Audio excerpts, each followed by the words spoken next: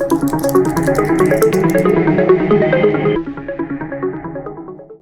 hər vaxtınız xeyir olsun, əziz izləyicilərimiz. Sağlamlıq 360 efirdədir.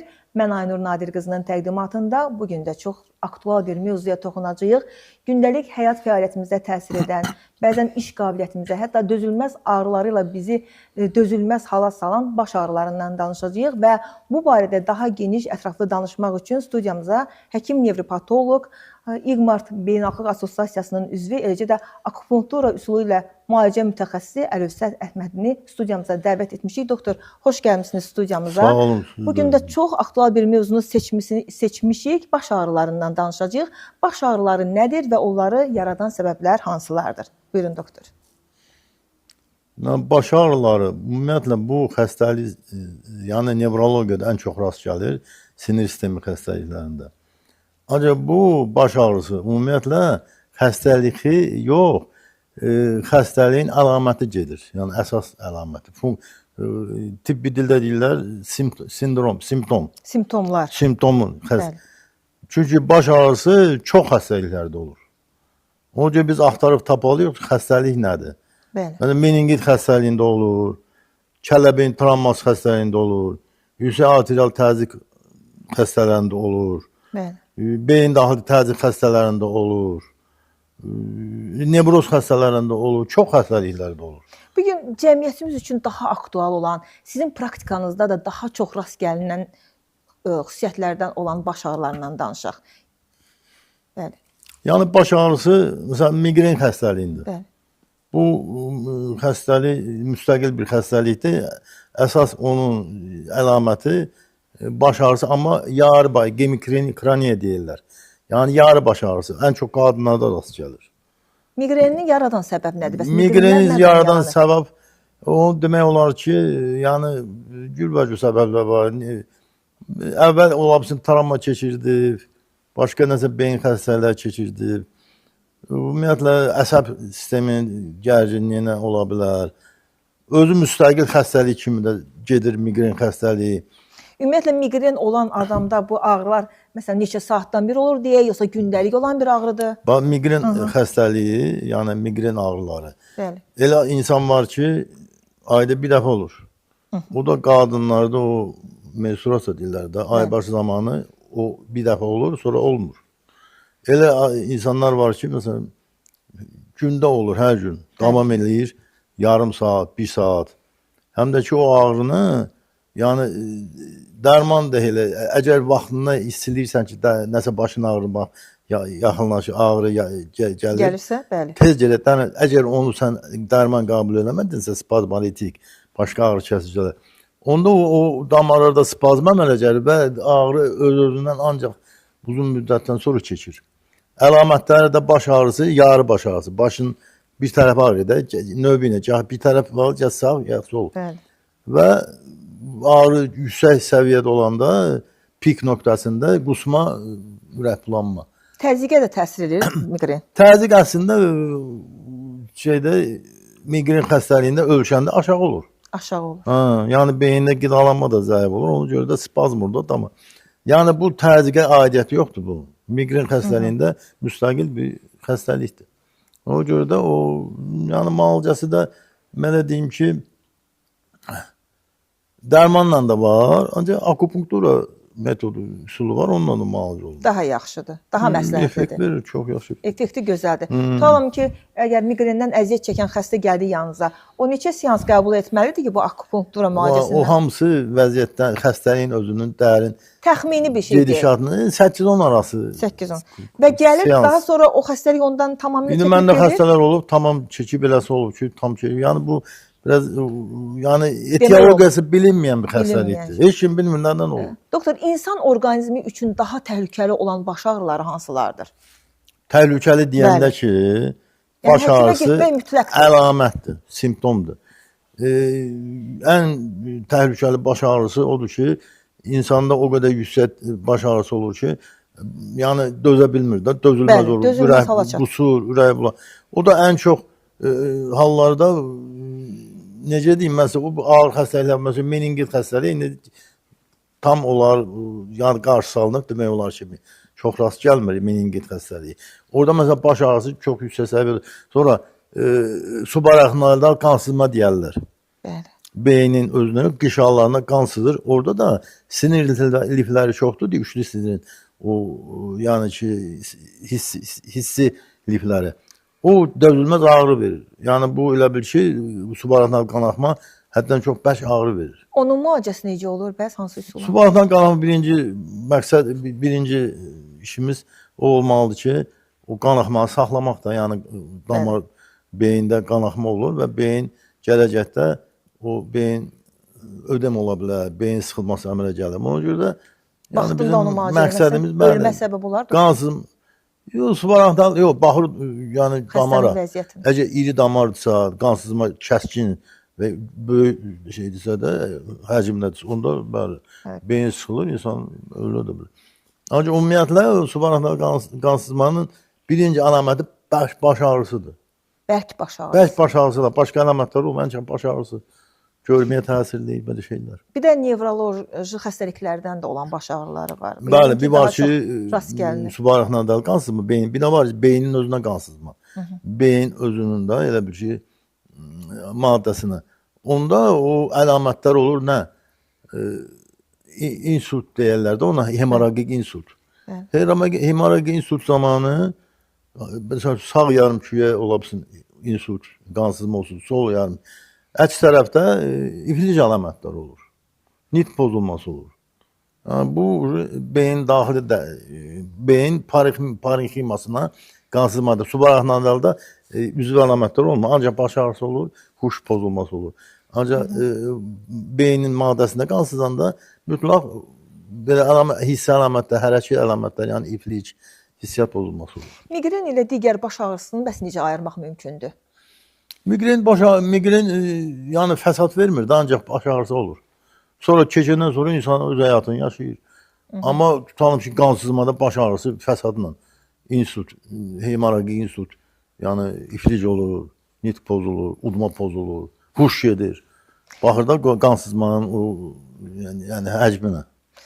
Kökündə bu xəstəliklərin, baş ağrılarının kökündə stres, gərginlik, yəni yaşadığı həyat tərzi təsir göstərirmi? Ümumiyyətlə bu baş ağrıları nevroz çox belə kəskin nevroz xəstələrində də olur. Ancaq bu baş ağrısı necə olurdu? O xüsusiyyəti. Baş elə bir sıxılır. Soruşanda başım ağrıyır, xəstə deyir ki, başım ağrıyır. Deyirəm ki, yaxşı dəqiqlə, bəlkə sıxılır başın. Deyir, hə, məndə sıxılma olur. Bu sıxılma əlaməti biz seçməliyik də, diferensiyasiya eləməliyik. Baş sıxılması nevroz xəstələri, depressiya, ağır xəstələrdə, ağır depressiyalarda. Xəstədə həmişə başı sıxılır, amma səbəbi bilinmir. Müayinə eləyəndə görürsən ki, bunda nevrozdur. Yəni, tutalım ki, beyində heç bir əlamət, tutalım ki, MRT müayinəsi də edəcək. Ancaq baş ağrı, belə çıxır ki, nevroz ağrısıdır. Baş ağrılarında diaqnostika mütləqdirmi? Sözsüz ki, biz baş ağrısı, mən bayaqdan qeyd ediyim kimi, baş ağrısı xəstəlik deyil deyə, biz baş ağrısının səbəbini tapmalıyıq ki, bu nəyin əlamətidir? Qansızmanın əlamətidir, nevrozun əlamətidir, kələbeyin travması əlamətidir, iltihabın meningit. Yəni bunları biz gərək sırf baş ağrısının səbəbini tapmaq. Ondan sonra müalicə olunur, amma baş ağrısının müalicəsi nədir? Ancaq analginlə elə müvəqqət onunla da yəni baş ağrısı keçir. Siz necə bir müalicə üsulunu təklif edirsiniz xəstələrə? İzləyicilərimizə nəyi tövsiyə edərsiniz? Baş ağrılarının hansı üsulla müalicəsi daha təqdirə layiqdir? Yəni indi mən sizə belə deyim də, məsələn, funksional baş ağrısı. Nə deməkdir? Yəni axtarırsan bir şey tapırsan, ancaq ağrıyır. Nevrozda baş ağrısı. Bunda akupunkturun yaxşı effekti olur. Migrəndə o da effekt yaxşı verir. Ancaq meningitdir, travma, bunu sən ancaq dərmanla müalicə olunmalıdır.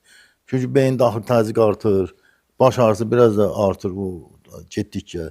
Qansızmanın qarşısını almalısın. Yəni bu baş ağrılarının səbəbini götürəndə bu gedir də biraz zəifləyər də tam keçə bilir. Yəni bu baş ağrısı problemdir, amma bütün xəstəliklər, əsas sinir xəstəliklərində olur. Baş ağrılarından indi sizin praktikanızda daha çox, məsələn, yaş olaraq daha çox hansı yaşda insanlar müraciət edir?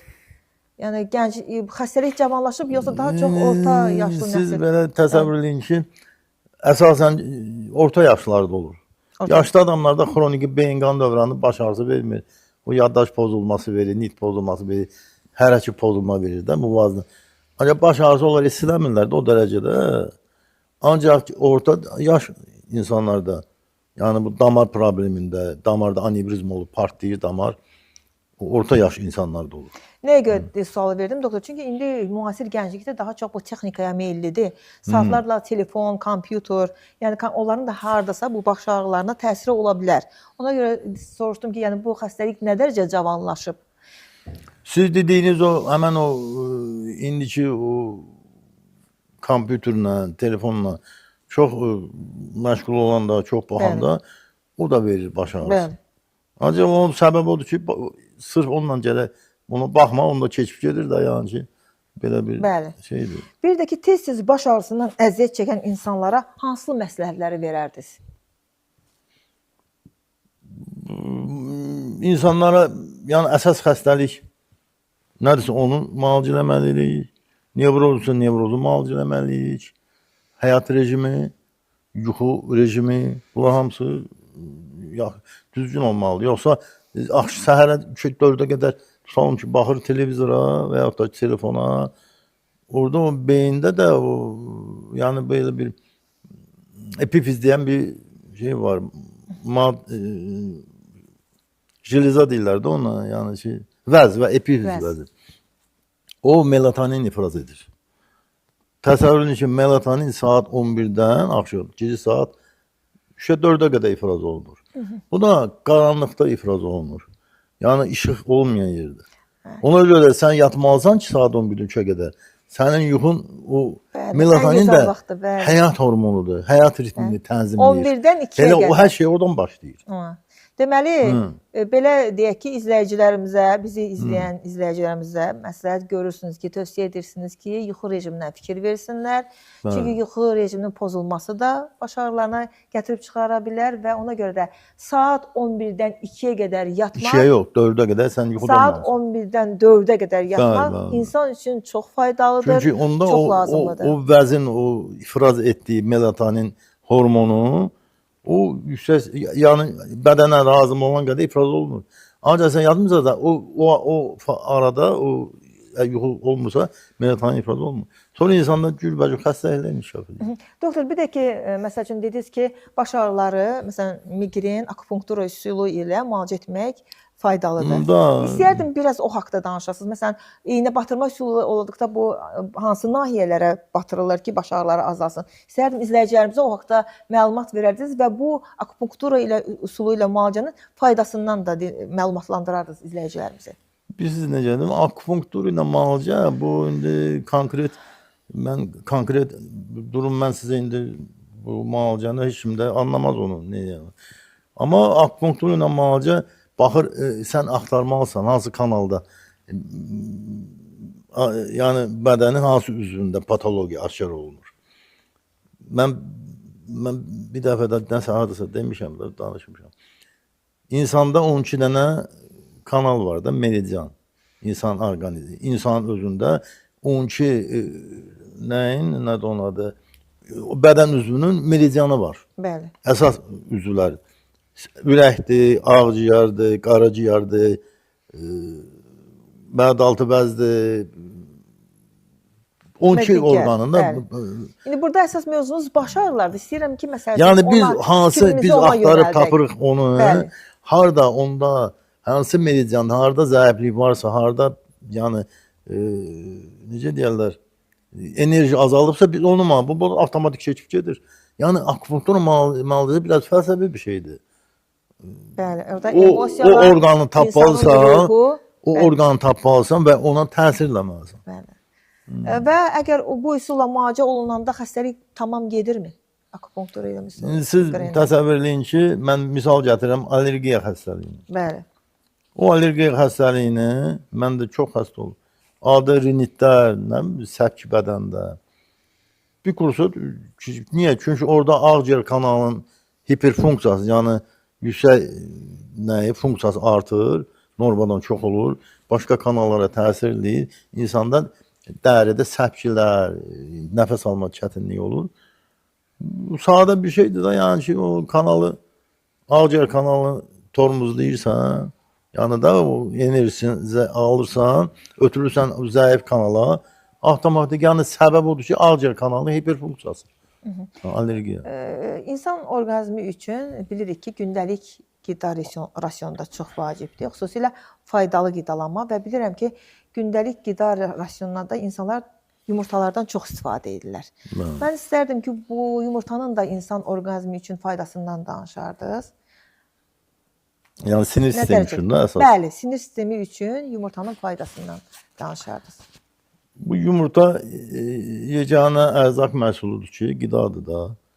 Ki onu elə bilin ki, həyata yeni qədəm qoyan insanın, yəni da hansısa bir nəyin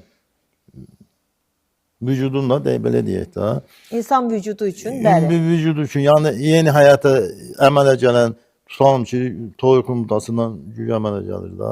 Bəli. Yəni bütün həyat kodu, bütün necə deyirlər, başlanğıc oradan başlayır. Yumurtanın tərkibində hər şey var həyat üçün. Deməli, yumurta, belə deyək ki, yumurta insan orqanizmi üçün nə ki faydalı minerallar, vitaminlər var, yumurtanın tərkibində var. Çünki orada həyat yaranması üçün bütün maddələr var ki, sinir oradan... Sinir sisteminin müalicəsində rolu nədir? İnsan gün ərzində neçə yumurta qəbul edə bilər? Konkret bunu orta hesabından 2-3 ən azı. Gün ərzində. Bəli, çünki o tərkibində olan yumurta sarısının tərkibində olan zülal ağında da, yumurta ağında o insana həmişə lazımdır. Həmişə lazımdır. Və sarısının tərkibində olan bütün maddələr insana, yəni beyin, tutalım ki, letisindir, xolindir, bunlar hamısı yumurta sarısının tərkibində var. Bütün sinir mediatoru hamısı onun tərkibindədir. O olmayan da insanda beyin də funksiyası zəifləyir. Doktor, ona görə çox vacib bir ərzaqdır. Mağaza yumurtalar yox ki, əsl kənd yumurtaları yoxsa. İndi olsa o da yaxşıdır, amma da indi yəni ki, kənd yumurtası. Ziyanı yoxdur da hər iki halda. İndi mağaza yumurtası nə ziyan ola bilər ki? Onun sarı, indi tam təbii olmasa da. Bəli. Yəni ki, gün ərzində... Yox, bir var ki, bizim indi Çində yumurtanın üstünlüyü düzəldirlər. O heç, o... O ziyandır. Amma toyuq yəni toyuqdan gəlir. İndi oldu. Toyuq yumurtalar, yəni yumurta ümumiyyətlə gün ərzində 2-3 yumurta qəbul etmək sinir sistemi üçün çox faydalıdır. Ümumiyyətlə insanın sinir sisteminə, bütün bədəninə o vacibdir. Çünki orada olan, həyata lazım olan bütün maddələr onun içindədir. Və həyat ondan əmələ gəlir də, yumurta... Yəni, bəli. Demək, bizi danışdıq həm burada tibbi üsulla müalicə olunan baş ağrılarından, eləcə də akupunktura üsulu ilə müalicə olunan xəstəliklərdən və əsas odur ki, yuxu rejiminə insanlar fikir versinlər, stressdən bir qədər bacarırlarsa uzaq olsunlar, biraz aktiv həyat tərzi keçirsinlər, piyada yerimək, yəni insan orqanizmi çox faydalıdır. Sonda həkim, doktor, izləyicilərimizə nə tövsiyə edərdiniz bu baş ağrılarla əlaqədar? Yəni ki, vaxtında həkimə müraciət etsinlər, nə etsinlər? Ən əsas odur ki, ümumiyyətlə, bütün tibbi sahəsində insanın çox şikayət ola bilər. Bəli. Ancaq şikayət havadan olmur, sən gələk səbəbini tapasan. Olsun baş ağrısı, olsun ürək ağrısı, olsun nə bilim, əzələ ağrısı. Ümumiyyətlə, bu ağrının səbəbini tapandan sonra müalicə eləmək asandır. Ancaq sən elə bir dənə ağrı kəsi içməklə, həmin o ağrı kəsicilər mədəni seyirlik qişası qıcıqlandırır, mədə yarası imkan olur. Öz başına dərman qəbul etmək. Elə adam var ki, mən içirəm, ağrıyıram. Son vaxtlar ümumiyyətlə dərmanlarda çoxalıb. Yəni elə yetən yetir, yetməyən də gedir aptekdən özünə ağrı kəsici alır. Aptekdən də verirlər, onlar yəni ağrı kəsici qəbul edirlər. Bu çox ziyanlıdırmı, doktor? Bəli. Yəni bu cür mütəmadi qəbul etmək, mədə, yəni digər orqanizmlər üçün ziyanlıdırmı? O sən qəbul ilə rahatlaşırsan. Bəli. Ancaq o müalicə deyil axı. Bu keçici bir şeydir. Bu yəni sən elə bir dişin ağrıyır, ağrı kəsici içirsən. Dişdə o ağrıya sinir tutam ki, iltihablaşır. Sən o siniri müalicə eləməlisən də. Yəni bu misal belə gətirirəm ki, heç bir şey səbəbsiz olmur. Baş ağrısı da, sancılar da, oyna ağrısı da, oyna ağrısının özündə baxmalısan. Səbəb nədir? Tutalım ki, artrozdur, revmatizmdir. Bunu sən tapandan sonra sırf o xəstəliyi müalicə edirsən. Onda o keçib gedir. Ancaq ağrıya görə sən hər gün dərmanat, əslində o öz-özünü elə bil ki, mədəsində gələcəkdə mədə yarası inkişaf edə bilər insan. Bəli, ona görə də çalışın sağlam həyat tərzi keçirin, vaxtında həkimə gedin və xəstələnməyin. Doktor, verilişimizin sonuna gəldik və bir daha izləyicilərimizin diqqətinə çatdırmaq istəyirəm ki, doktorumuzun əlaqə telefonları efirdən görəcəksiniz. Müraciət edin, həkimin qəbuluna yazılın. Həm tibbi üsulla baş ağrılarınızı müalicə etdirə bilərsiniz, həm akupunktura üsulu ilə. Doktor, verilişimizin sonuna gəldik. Sağollaşmaq istəyirəm. Sonda nəsə deyəcəyiniz bir şey qaldı mı? O can sağlığı elə şey ki, onu heç pulla da almaq olmur. Bəli. Ona görə çalışmaq lazım əvvəldən. Bəli, vaxtında. Xəstələnin yeni bir başlanğıc fazasında onun qarşısını almalısan. Ya oturub gözləyirsən ki, tamam işdən keçdi, onda öhdəsindən gəlmək olmur. Bəli, ona görə də o sağlamlığımıza dəyər verək, sağlamlığımızı qoruyaq, vaxtında həkimlərimizə müraciət edək. Əziz izləyicilərimiz, verilişimizin sonuna gəldik. Sağ olun, salamat qalın. Növbəti buraxılışlarımızda görüşənə qədər hələlik.